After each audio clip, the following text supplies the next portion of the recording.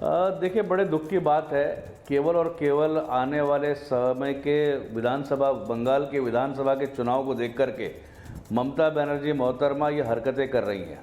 इससे पहले के जो चुनाव 2021 के चुनाव में उन्होंने पांव तुड़वाने का नाटक किया और कहीं ना कहीं कुछ पब्लिक सेंटीमेंट में उनको वोट मिल गए, और इस बार उन्होंने देखा कोई भी हालत में बंगाल में वो पुनः चुन करके नहीं आएंगी, तो इस प्रकार के हथकंडे कर रही हैं। दूसरी बात, ये बाबरी मस्जिद, ये किसको छेड़ना चाहते हैं? ये पूरे विश्व के 120 करोड़ के हिंदुओं के सेंटीमेंट के साथ खिलवाड़ करने का योजनाबद्ध तरीके का एक प्रयास है। और उसके बाद अगर हिंदू भड़केगा तो हमने सबने देखा है, आप बोलेंगे मैं थोड़ा भड़काऊ बोल रहा हूं, फिर गुजरात होगा, मुजफ्फरनगर होगा, नेली होगा, भागलपुर होगा, तो ये किसके साथ छेड़ रहे हैं?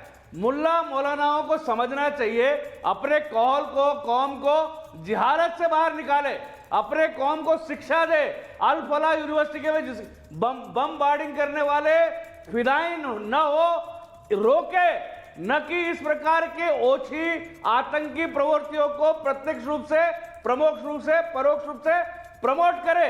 ये सारी चीजें, चाहे हुमायूं हो या कोई भी हो जी, बंगाल में केवल चुनाव जीतने के लिए ये हरकतें हो रही हैं। और मुसलमान एक तबका हिंदुओं को छेड़ रहा है, और छेड़ेंगे हमको तो हम छोड़ेंगे नहीं।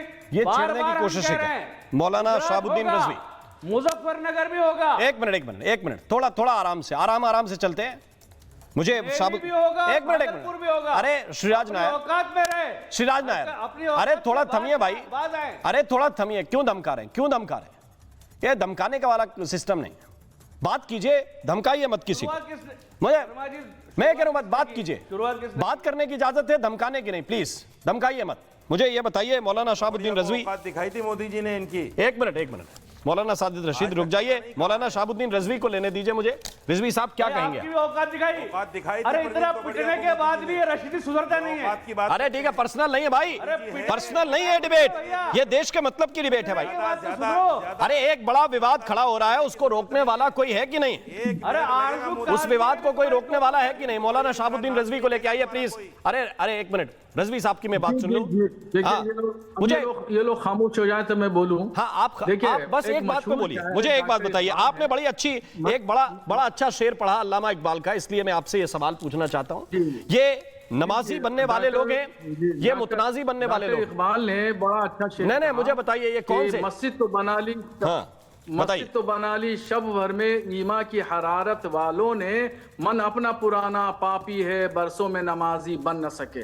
देखिए, मस्जिद बनाना, मंदिर बनाना, कोई भी धर्म स्थल बनाए, कहीं भी बना सकता है, उसकी संविधान ने इजाजत दी है। कोई कानून के दायरे में रह करके बनाता है, बना है। मगर सबसे बड़ी बात यह है कि 5 वक्त की नमाज पढ़े। और आजकल देखा जा रहा है कि मुसलमान अपने महल्ले की मस्जिद या अपने गांव की मस्जिद को आबाद नहीं रख पा रहा है, वहाँ 5 वक्त की नमाज पढ़ने नहीं जाता है, बात मस्जिद की करता है, बात शोर शराबे और हंगामे की करता है। तो जबकि नमाज इस्लाम में फ़र्ज़ है, और अगर कोई मुसलमान नमाज नहीं पढ़ेगा तो फ़र्ज़ का तारिक होगा, गुनहगार होगा। तो सबसे पहली बात यह है कि उसको मस्जिद नई बनाने की कोई ज़रूरत नहीं, मदरसा नया बनाने की ज़रूरत नहीं, बल्कि जो आबाद मदरसे हैं उनमें बच्चों को पढ़ने के लिए भेजिए, स्कूलों में भेजिए। मस्जिद जो पुरानी बनी हुई है उन्हीं मस्जिद को आबाद करिए, रोशन करिए। वहाँ पे उनमें जो भी बूढ़े बच्चे जवान हैं जिन पर नमाज फ़र्ज़ हो गई है, आकिल बालिग हैं, वो सभी लोग नमाज पढ़ें। ये बाबरी मस्जिद अयोध्या का हश्र क्यों हुआ?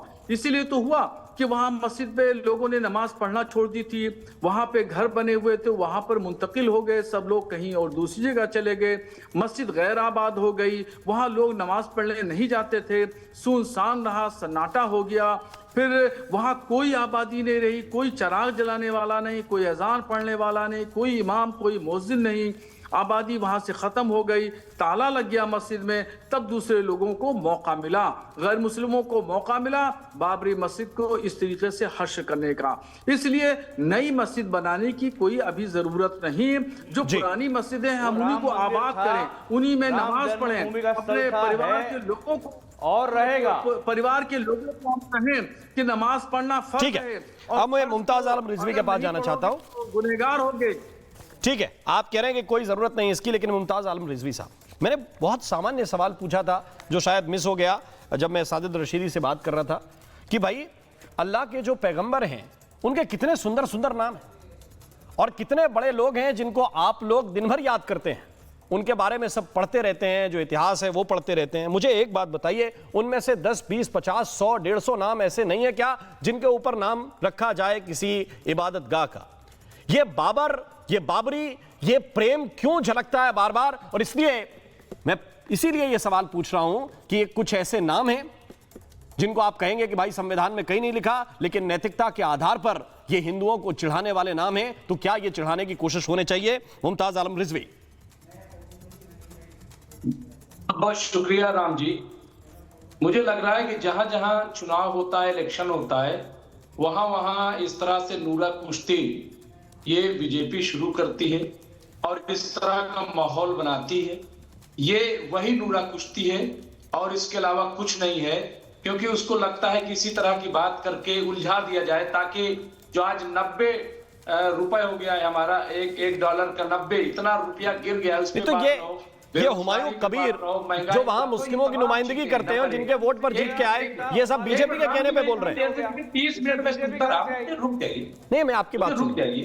तो एक तो ये पूरा कुश्ती है, इसमें ना तो मस्जिद बनाने की कोई नियत है और ना यहाँ पे कोई ऐसा है कि वहां पे कोई मंदिर तोड़ करके वो बनाई जा रही। तो ये दोनों झगड़े जो है वो सिवाय चुनावी के अलावा कुछ नहीं। नंबर 1, लेकिन बनेगी तो नहीं। मुमताज आलम रिजवी वो तो डेट दे चुके हैं भाई, अगर नहीं बनेगी तो कोई विवाद ही नहीं बनेगी तो मान लूंगा कि भाई चुनावी शिगुफा है, लेकिन बनेगी तो क्या स्टैंड क्या है आपका? नहीं, मैं क्या कह रहा हूं कि जैसा कि साजिद साहब ने कहा कि क्या आप संविधान में ये गैर कानूनी है क्या? और अगर ऐसा है तो मैं कह रहा हूं कि जितने बाबर नाम के मुल्क में लोग हैं, पहले उनका नाम बदलवा दीजिए। तमाम जो है एक ऐसा ऑर्डर लाइए, पार्लियामेंट में एक कानून लाइए कि देश में जो भी बाबर नाम का आदमी होगा, जिसका बाबर नाम है, तो उसका जो है हम नाम पहले बदलेंगे। और अभी जब हमारे सैफ अली खान गए थे पीएम से मिलने, तो तैमूर का बड़ा जिक्र रहा और बड़े मजे ले लेकर के बीजेपी वाले और सरकार में बैठे लोग मजे ले रहे थे। तो सबसे पहले तो नाम ही बदल दीजिए, कानून लाइए। पहली बात नंबर 1, अगर इतनी पॉइंट है भाई, इतना आपको नहीं, ये पॉइंट है। बाबर के नाम से इतना दिक्कत है तो धनंजय गिरी फिर तो जगह जगह से नाम मिटाना पड़ेगा। अरे मेरी बात तो नहीं, मैं आपका रिस्पॉन्ड ले लेता हूं, फिर आता हूं आपके पास, लौट कर आता हूं। धनंजय गिरी कर पाएंगे कि नहीं कर पाएंगे? मुकम्मल कर लूं आप कहा जल्दी क्विक। राम जी, मैं बात तो मुकम्मल कर लूं जी। मैं एक बात और कहना चाहता हूं, बार बार संविधान की बात हुई है। मुझे लग रहा है बाबरी मस्जिद को गिराया गया है, वो संविधान के तहत गिराया गया। सुप्रीम कोर्ट ने ऑर्डर दिया था क्या कि बाबरी मस्जिद गिरा दो? राम जी, और जिन लोगों ने गिराई क्या सजा हुई उनको बताइए दरअसल, कौन लोग थे जिन्होंने गिराया? ठीक है, धनंजय गिरी ऑर्डर के तहत मस्जिद गिराई गई, राम बताइए जवाब। राम मोहन शर्मा जी, क्यों गिराई? जी,